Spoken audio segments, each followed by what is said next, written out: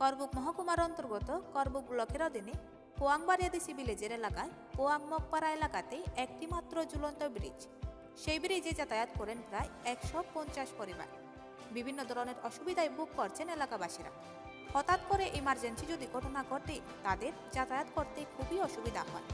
কৃষকরা বাজারে মালপত্র নিতে অসুবিধা হয়, ছাত্রছাত্রীরা স্কুল কলেজে যেতে অসুবিধা হয়।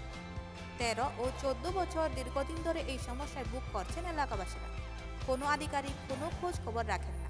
সেই ঘটনার খবর পেয়ে 43 করবুক মণ্ডলের প্রেসিডেন্ট অতীন্দ্র রিয়াং সেখানে ছুটে যান।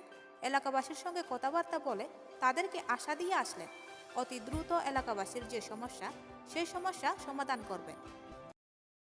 যে গত 2018 পরে এই সরকার আসার পরে যে বর্তমানে এই সরকার আসার পরে এখন যে আছে বর্তমানে যে সরকারটা আমরা পঞ্চায়েত লেভেলে পঞ্চায়েত থ্রুতে আমরা অ্যাপ্লিকেশন দেওয়া হয়েছে, দেওয়ার পরেও কোনো কাজের বেলা নাই।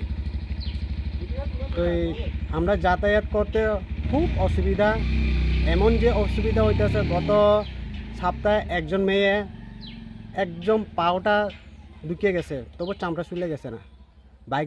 বাইক দিয়ে দুজন পড়ছে, তারা বাইকটা সব শেষ হয়ে গেছে।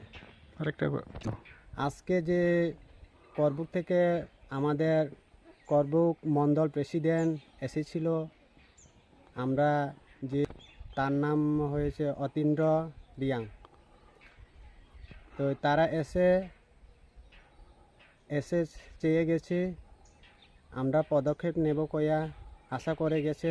ভিডিও কাছে বলে তারা বলে গেছে ভিডিও লগে সংশোধন করব, কথা বলবো কয়া আশা করে গেছে।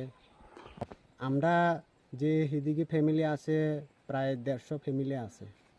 আমরা দুর্গারামপাড়া, ধনেশ্বরবাড়ি, আমরা যে রেসাই মগপাড়া 150 ফ্যামিলি উপর আছে, আরও কি পড়ছে।